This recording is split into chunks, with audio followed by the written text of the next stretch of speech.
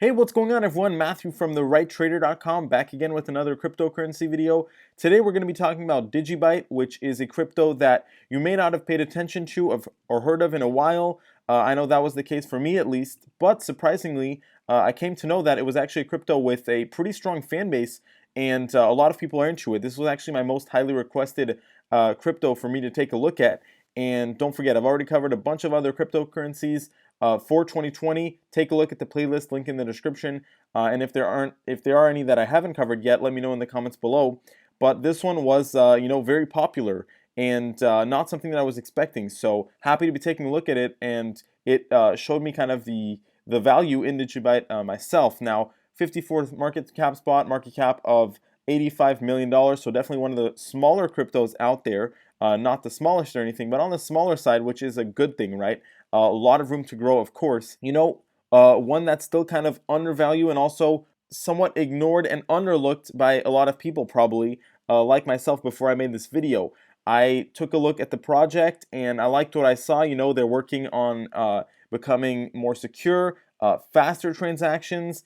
And that's a big deal, right? That's a lot of things that I like. I like these cryptos that are working on faster transaction times. I feel like the spot for the crypto that's going to kind of win that whole fast transaction race is still up for the taking, right? I don't think that any of them took that spot yet. So it's great that they're working on that, and they have pretty impressive times, right?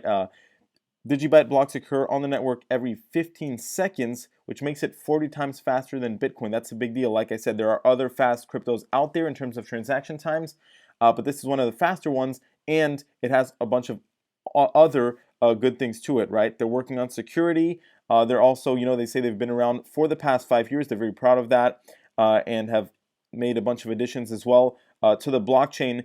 A lot of stuff that I'm liking when I look into the project, and the fact that it's been around for the past 5 years, that it's endured the bear market as one of these smaller altcoin type cryptocurrencies and is yet still here and still thriving in terms of the community and everything is a pretty big deal, right? That's not something that should be overlooked. So I'm not going to go into more detail about the project itself. Definitely check it out if you're interested, though. I also took a look at the Reddit community. That seemed like it was quite active. So like I said, in terms of the fundamentals here, I usually don't go in that much detail, but I did want to cover it in just a little bit of an overview because a lot of stuff that I like. Now, in terms of the chart, had a couple of pretty big spikes.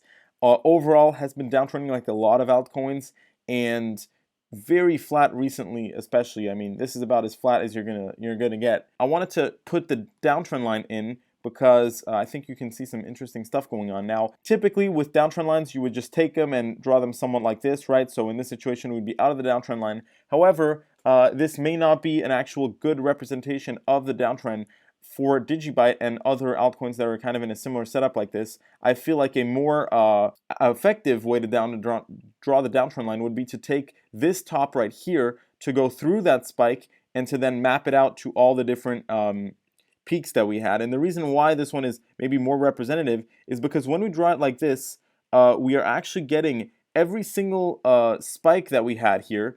So we're getting more data points, so to say, and it's just more reasonable to draw it this way because it also shows that, and we can see it, right? If we just look at the price, it doesn't take a genius to see that we're still in some sort of downward pressuring pattern, that we aren't out of that downtrend just yet, right? However, we are moving towards the end of that pretty soon. If we look here, I mean, we can go on maybe 2-3 months at the most, but we're going to be breaking out of this downtrend pattern, and I believe it will be to the upside because if we take a look at where we got our support, it was right around 14 Satoshis here. That was the all-time low. So we actually did not move below that, and then we have some more support that's resistance at 100 Satoshis, so that's going to be one of the levels that we'll be looking to get back above. We're dealing with some pretty small numbers here. But what I'm trying to illustrate is the fact that, we are still downtrending from what I can see and from how I drew this.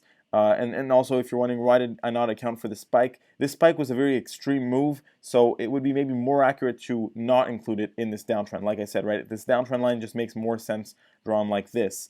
And 2-3 months here, probably going to stay very flat. And then if we break out of this downtrend line, we could see a nice little spike there. And even if we don't see immediately a spike, at least we'll be out of that downtrend and we won't have that same amount of resistance holding us back which means that we could probably make a pretty quick move and definitely move in 2020 up to 439 Satoshis. So that would be the kind of price target level in 2020 if we're able to break out of this downtrend line in the next 2 to 3 months. As far as a bearish move, not something I'm particularly expecting. I don't really see it going lower than where it's gone. But if something bad were to happen, we would not want to move below 15 Satoshis, right? As far as the indicators, pretty flat, no real signals going on, so can't really speak on that. But like I said, I mean, key thing is this downtrend line, and once we can get back above that, we're going to have a lot of room to quickly move higher with a relative minimal amount of resistance, right? We've got some resistance around 220 and then 430, and that's about it, right? Just two main resistance levels in that pretty wide stretch, so pretty big increase as well if we're able to get there. And like I said, I think that if we're able to get back over this downtrend line, there's no reason why we couldn't at the very least get back towards 220 Satoshis or even 430 Satoshis in 2020. And as far as those indicators, like I said, not that much going on, but I will draw the downtrend line. I'll draw it both like this and the version kind of that I drew over here, which would be to take this right here and to draw it out like this, which would show that we are still downtrending as well, but we're really coming towards the end of the downtrends here on both the indicators and the price. So stay tuned, because some interesting stuff could happen. And when the price has been, in this tight of a range and under pressure for so long, that pressure is building up, and it could really lead to a pretty strong move very fast, right? So definitely one to look out for. Nice, interesting project, still on the smaller side, a little bit undervalued, underlooked at, and that's something that I personally like. So make sure to leave a like if you enjoyed this video. Thanks for watching, everyone. Check out my other Crypto 2020 price predictions, and don't forget to check out that technical analysis master course. Less than $20, 30-day money-back guarantee. You literally have nothing to lose by giving it a try. Link to that in the description of this video. Thanks for watching, everyone. Have a great day.